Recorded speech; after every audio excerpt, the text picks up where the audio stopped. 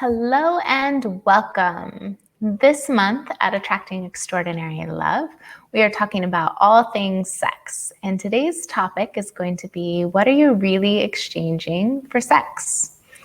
If you're new and you're just joining us here, my name is Kema and I am your host at Attracting Extraordinary Love. If you're joining us somewhere outside of the group, please come on over and join our free group where we talk about all things related to relationships and really helping women get in line with finding the love that they really, really want, and not just kind of any relationship, but something truly extraordinary.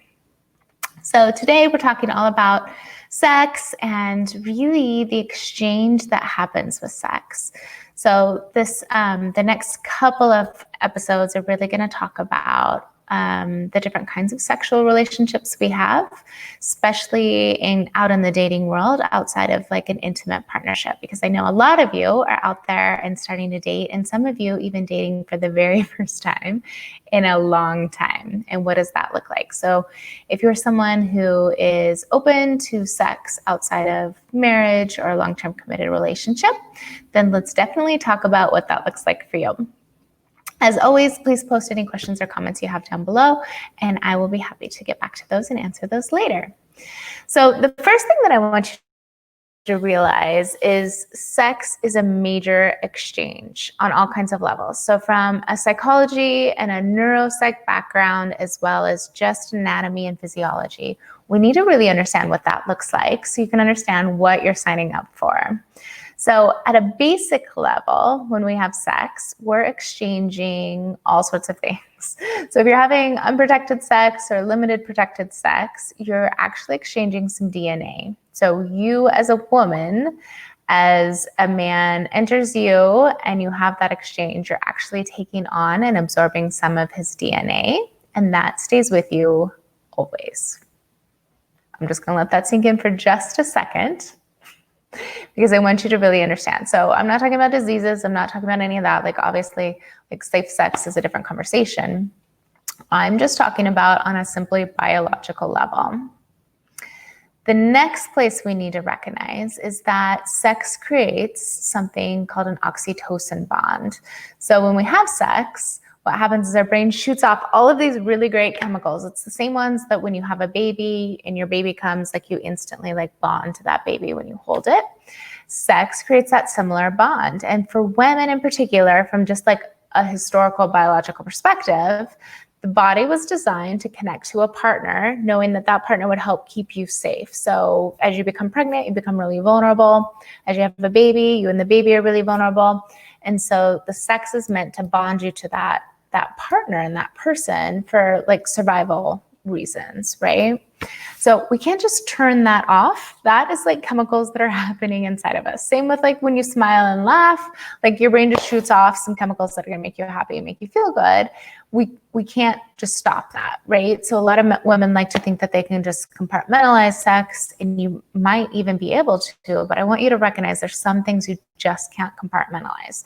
So you're sharing of DNA, you're sharing of this like oxytocin bond, and then the next one is sharing of energy. So when we let someone come close to us, like we're energetic beings, right? So we share energy with anything that we come in close contact with. And so really recognizing, like one of the things we talk about at Attracting Extraordinary Love is really protecting your energy and being really mindful about where you're spending it and how much are you putting into that bucket.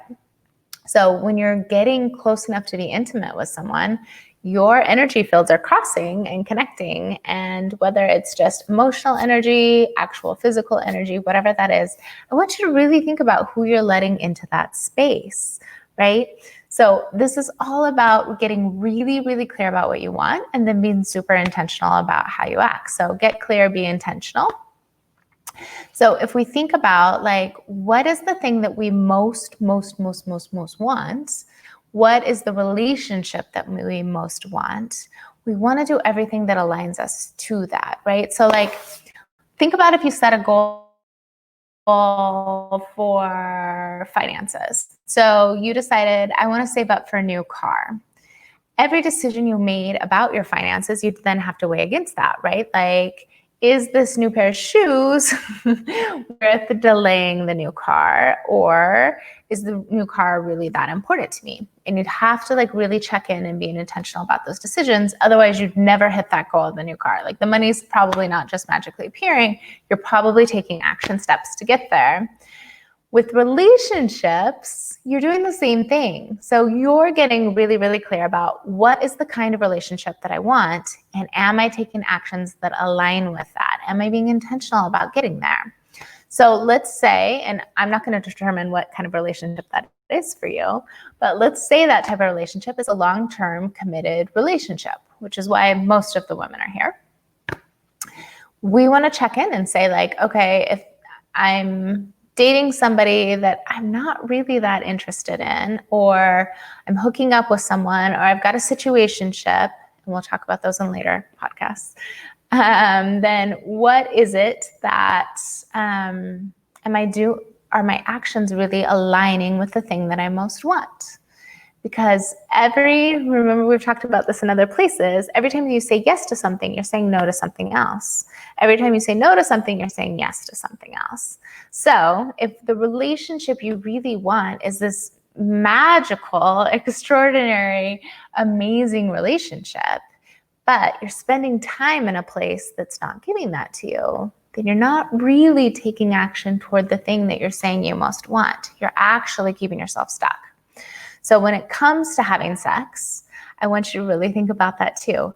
Are you exchanging the thing that you most want for the thing that just kind of feels good or makes sense for you right now, right? It's kind of like the impulse buy, right?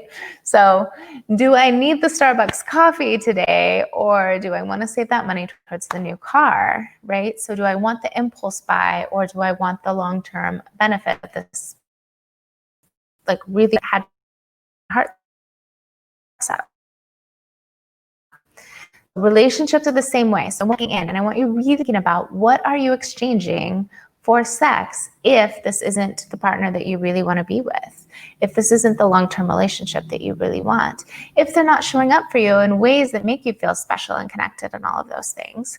And are you doing your part by speaking up about it, right? Are you saying no and setting boundaries? Are you standing up for that future relationship that you really, really want?